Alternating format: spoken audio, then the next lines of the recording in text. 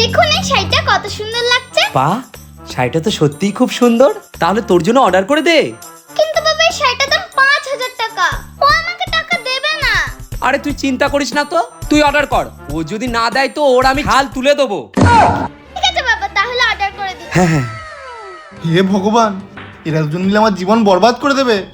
না, যেমন করে হোক এই দুজনের মধ্যে ঝামেলা লাগাতে হবে। হ্যাঁ